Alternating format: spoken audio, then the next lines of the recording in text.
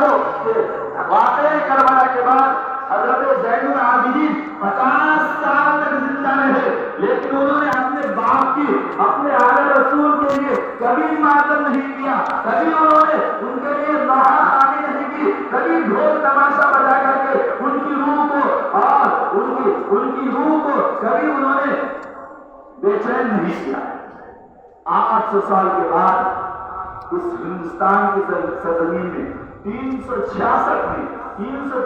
میں پہلی مرتبہ مصر کے اندر ایک بادشاہ آتا ہے جو روافضی ہوتا ہے، وہ ایک یاد تازہ کرتا ہے اور مسجد سے آتا ہے کہ حضرت حسین کے ساتھ بڑی زیادتی ہوئی، لہٰذا ہمارے لیے حق ہے کہ ہم ان کو یاد کریں اور ان کی اچھائیوں کو بیان کریں۔ میرے محترم دوستو، لیکن یہ تعزیہ داری، یہ نشان بازی، یہ ڈھول تماشے کی کوئی روایت نہیں تھی۔ 800 سال کے بعد صرف اس ہندوستان کے اندر تیمور نامی ایک شخص آتا ہے اور وہ اپنی خواہشات کو پورا کرنے کے لیے، اپنی تاریخ کو بدلنے کے لیے، اپنے نام کو اونچا بنانے کے لیے، اپنے آپ کو خدائے ثانی بنانے کے لیے کہ لوگ مجھے یاد رکھے، اس طرح کی ایجاد بناتا ہے اور اس کی نسبت دیتا ہے نواسہ رسول حضرت امام حسین سے۔ ایک بات اور عرض کر دوں، جو تعزیہ داری کے بہے خواہ ہے،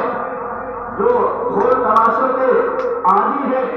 اور جو یہ کہتے ہیں کہ اسلام سے اس کا رشتہ ہے، تو بتائیے کہ حضرت امام حسین کی شہادت کیوں کر ہوئی؟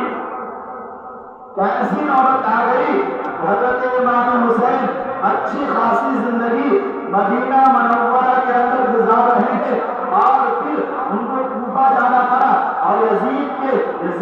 فوجیوں نے ان کو اتنا پریشان کیا، اتنی ظلم زیادتی کی، اتنا یعنی تشدد کا معاملہ کیا کہ آپ شہید ہو گئے۔ یہ کیوں کر ہوا؟ اس کی کوئی توجہ نہیں ہوگی۔ حضرت امام حسین کو گھومنے کا شوق نہیں تھا، حضرت امام حسین کو گھوڑے پہ چڑھنے کا شوق نہیں تھا، حضرت امام حسین کو اور دنیا کی لالچ نہیں تھی، صرف دل کے اندر یہ بات تھی کہ حضرت معاویہ کے انتقال کے بعد اسلام کی صحیح اصول و ضوابط میں جو زندش لگنے والی ہے، جو اس کے اندر